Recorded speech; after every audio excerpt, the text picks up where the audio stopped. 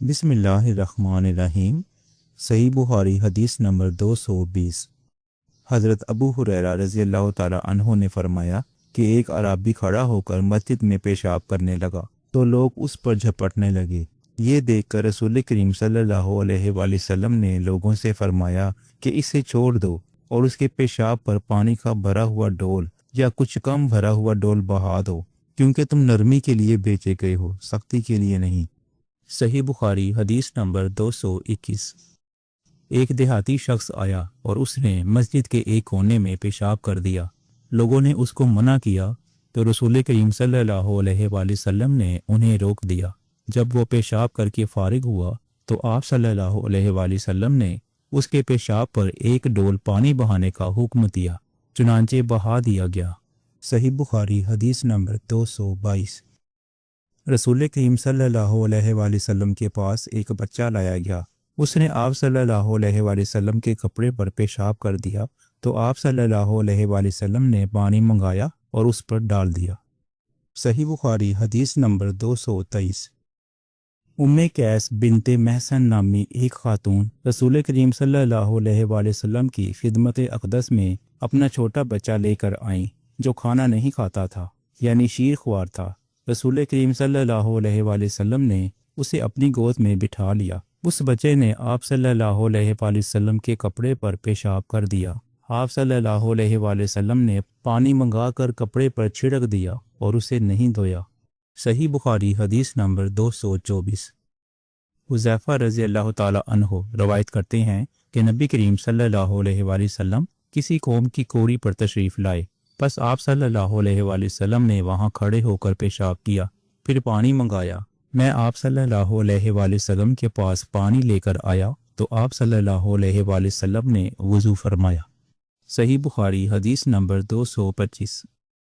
حذیفہ رضی اللہ تعالی عنہ کہتے ہیں کہ ایک مرتبہ میں اور رسول کریم صلی اللہ علیہ وآلہ وسلم جا رہے تھے کہ ایک قوم کی کوڑی پر جو ایک دیوار کے پیچھے تھی پہنچے تو آپ اس طرح کھڑے ہو گئے جس طرح ہم تم میں سے کوئی شخص کھڑا ہوتا ہے۔ پھر آپ نے پیشاب کیا اور میں ایک طرف ہٹ گیا، تب آپ نے مجھے اشارہ کیا تو میں آپ کے پاس پردے کی ورز سے آپ کی ایڑیوں کے قریب کھڑا ہو گیا، یہاں تک کہ آپ پیشاب سے فارغ ہو گئے، یعنی وہ وقت ضرورت ایسا بھی کیا جا سکتا ہے۔ صحیح بخاری حدیث نمبر 226۔ ابو موسیٰ اشعری پیشاب کے بارے میں سختی سے کام لیتے تھے اور کہتے تھے کہ بنی اسرائیل میں جب کسی کے کپڑے کو پیشاب لگ جاتا تو اسے کاٹ ڈالتے۔ ابو حذیفہ کہتے ہیں کہ کاش وہ اپنے اس تشدد سے رک جاتے، کیونکہ رسول اللہ صلی اللہ علیہ وآلہ وسلم کسی قوم کی کوڑی پر تشریف لائے اور آپ نے وہاں کھڑے ہو کر پیشاب کیا۔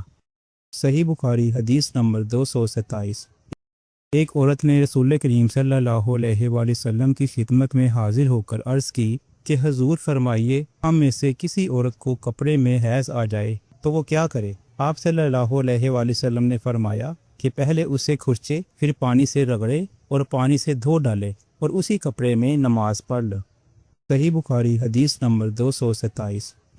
ایک عورت نے رسول کریم صلی اللہ علیہ وآلہ وسلم کی خدمت میں حاضر ہو کر عرض کی کہ حضور فرمائیے، ہم میں سے کسی عورت کو کپڑے میں حیض آ جائے تو وہ کیا کرے؟ آپ صلی اللہ علیہ وآلہ وسلم نے فرمایا کہ پہلے اسے کھرچے، پھر پانی سے رگڑے اور پانی سے دھو ڈالے اور اسی کپڑے میں نماز پڑھ لے۔ صحیح بخاری حدیث نمبر 228۔ ابو حبیش کی بیٹی فاطمہ رسول اللہ صلی اللہ علیہ وآلہ وسلم کی خدمت میں حاضر ہوئی اور اس نے کہا کہ میں ایک ایسی عورت ہوں جسے استحاضہ کی بیماری ہے، اس لیے میں پاک نہیں رہتی، تو کیا میں نماز چھوڑ دوں؟ آپ صلی اللہ علیہ وآلہ وسلم نے فرمایا نہیں، یہ ایک رگ کا خون ہے، حیض نہیں ہے، تو جب تجھے حیض آئے تو نماز چھوڑ دے، اور جب یہ دن گزر جائیں تو اپنے بدن اور کپڑے سے خون دھو ڈال، پھر نماز پڑھ۔ حشام کہتے ہیں کہ میرے باپ عروہ نے کہا کہ حضور صلی اللہ علیہ وآلہ وسلم نے یہ بھی فرمایا کہ ہر نماز کے لیے وضو کر، یہاں تک کہ وہی حیض کا وقت پھر آ جائے۔ صحیح بخاری حدیث نمبر 229۔ حضرت عائشہ رضی اللہ تعالی عنہا فرماتی ہیں کہ میں رسول کریم صلی اللہ علیہ وآلہ وسلم کے کپڑے سے جنابت کو دھوتی تھی، پھر اس کو پہن کر آپ صلی اللہ علیہ وآلہ وسلم نماز کے لیے تشریف لے جاتے اور پانی کے دھبے آپ کے کپڑے میں ہوتے تھے۔ صحیح بخاری حدیث نمبر 230۔